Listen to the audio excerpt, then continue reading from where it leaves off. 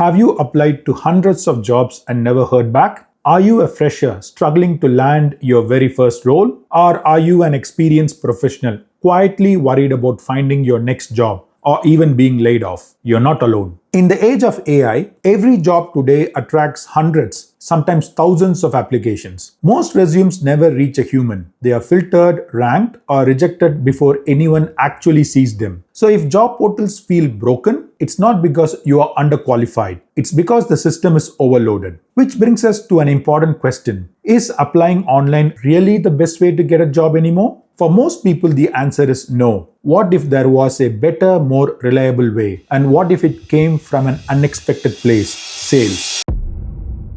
This might sound strange at first, but stay with me. Because once you see this, you will never approach job searching the same way again.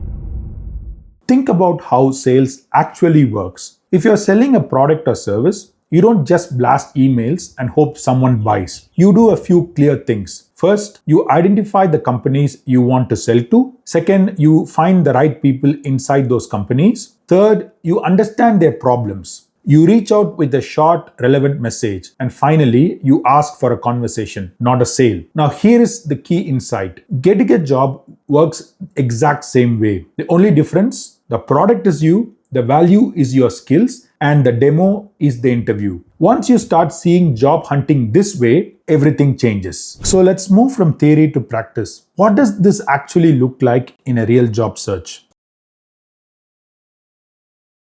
Instead of applying to hundreds of jobs on job portals, waiting, getting rejected or ignored, you do this. You find companies you genuinely want to work for. You find the right people inside those companies. You reach out directly. You explain how your skills help their work, and you start a conversation. This approach works for freshers, experienced professionals, even when jobs aren't publicly posted. Because many roles are filled before they ever reach job boards. Now let's break this down step by step, starting with the most important part. This is where most people go wrong. We all dream of working for big names like Google or Microsoft, and that's fine. But the real question is, does our current skills actually match what they need right now? Some of you might be better suited for startups. Startups mean longer hours and fewer perks, but faster learning and more responsibilities. So start with a simple self-evaluation. Identify the top 3 skills you are genuinely good at. This becomes your USP, unique selling point. Decide what type of company fits you best right now. Startups, product companies, service companies. Then use ChatGPT. You can literally prompt list companies that hire React developers in early stage startups in India, or which mid-sized companies in Australia hire junior data analysts. Next, research each company. Check if their tech stack matches your skills. If you are a React developer, see if their product is built on React. If you are in enterprise sales, see if they do outbound sales. If you are a fresher, check if they have hired freshers before. The easiest way to do this? Look up existing employees on LinkedIn. But skills alone aren't enough. You also need to check something most people completely ignore: culture. A company can look perfect on paper, but still be a terrible fit for you. For example, some companies move fast, expect long hours, and reward ownership. Others are slower, process-driven, and value stability. Some encourage open debate. Others expect quiet execution. None of these are bad, but the wrong culture will drain you, even if the role looks great. So how do you actually check culture? Here is how to do it practically. First, look at LinkedIn posts by employees. Are they sharing learnings and real experiences, or only posting polished corporate updates? Second, read Glassdoor reviews properly. Ignore the ratings. Look for repeated words like fast-paced, high pressure, supportive team, long hours, good work-life balance, etc. Patterns matter. Third, check how long people stay. If most employees leave within 1 to 2 years, that's a signal worth paying attention to. You're not judging the company. You're checking if it's the right fit for you. Once you have confirmed both skill fit and culture fit, the next step is reaching the right people inside the company. Now let's clear a big confusion. Should you reach out to the HR or the hiring manager? The short answer, both, but for different reasons. Hiring managers are the actual decision makers. They feel the problem you're solving, they care about the outcomes and not keywords. HRs, on the other hand, are different. Not all HR professionals do the same job. Some handle payroll or internal operations. Others are directly responsible for recruitment. You want to focus on recruiters who actively hire for roles, talent acquisition managers, recruitment leads, or vertical heads in large companies. In bigger organizations, hiring is often split by industry, role, or function. So try to connect with HR leaders who handle the specific domain you want to work in. Why reach out to them in the first place? Because HRs are useful when there is an active opening. They have visibility across multiple roles. They understand hiring plans and timelines, and they own the formal hiring process. The best strategy is to start with the hiring manager if possible, and then use HR to understand open roles and hiring plans. Now that you know who to contact, let's talk about how to reach out without sounding desperate. Start by sending LinkedIn connection requests. LinkedIn gives you 200 characters. That's it. This is not the place to pitch yourself or share your resume. Your only goal is simple: get the connection accepted. A good connection request should have context, personalization, and zero desperation. For example, you can send something like this to the hiring manager. Hi Rahul, I have been following the work your team is doing on X product. I work in this skill area and would love to connect and learn from your experience at this company. Thanks. Short, respectful, human. And to the HR, you can send something like this. Hi Anjali, I came across your profile while exploring roles at this company. I would like to connect and learn more about how your team hires for this role.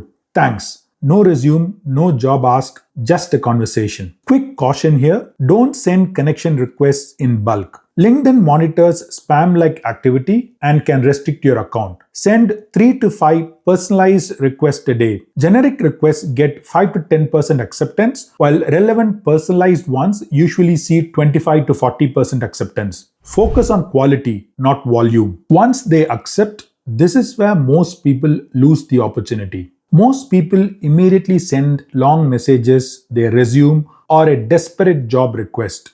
Don't. Send a short, value-based message instead. For example, for a tech role, you can send something like this to the hiring manager. Thanks for connecting, Rahul. I noticed your team is working on scaling the checkout flow for your e-commerce platform. I have worked on similar challenges around React and API optimization, especially improving page load time and handling high traffic scenarios. I have shared my GitHub here in case it's useful. Would you be open to a short chat? I would love to understand your priorities for the team this year. If you are a fresher, you can send something like this. Thanks for connecting, Rahul. I came across your team's work on the analytics dashboard and found it really interesting. I have been building React-based projects during my final year, including a dashboard that visualizes real-time data using APIs. Sharing my GitHub here for context. Would you be open to a brief chat if you have time? Here is an example for non-tech roles. Thanks for connecting, Rahul. I noticed your team is expanding outbound sales for mid-market customers. I have worked on similar challenges around lead qualification and CRM-driven follow-ups, especially improving response rates in outbound campaigns. Sharing a short portfolio here for context. Would you be open to a quick chat to understand your sales priorities this quarter? And to a HR, I would write something like this. Thanks for connecting, Anjali. I wanted to understand what kind of profiles your team usually looks for this role. I would love to align better with upcoming opportunities. You're not asking for a job.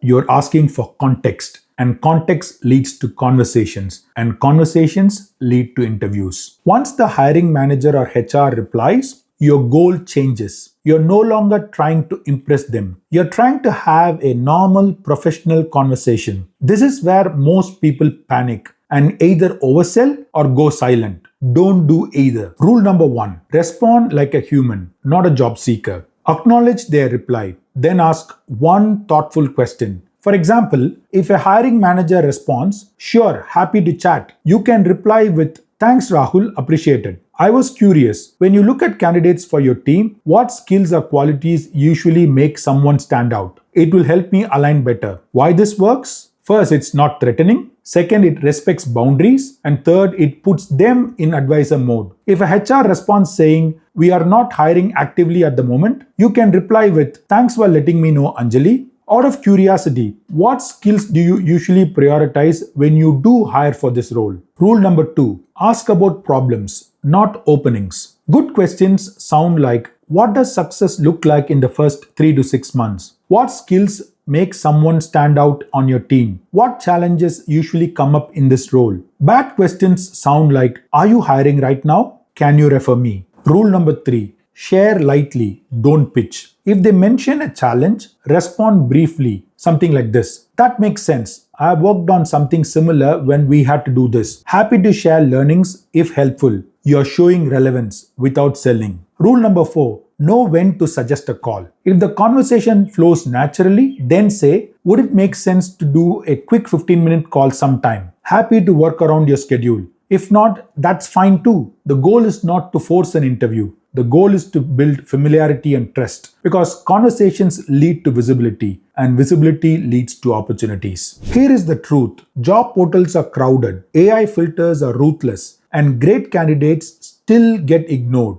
But when you treat your job search like a sales cycle, you reach real humans. You control the conversation and you stand out without being loud. This works whether you are a fresher, you are in your mid-career, or you're switching industries. Your next opportunity probably isn't on a job board. It's one conversation away.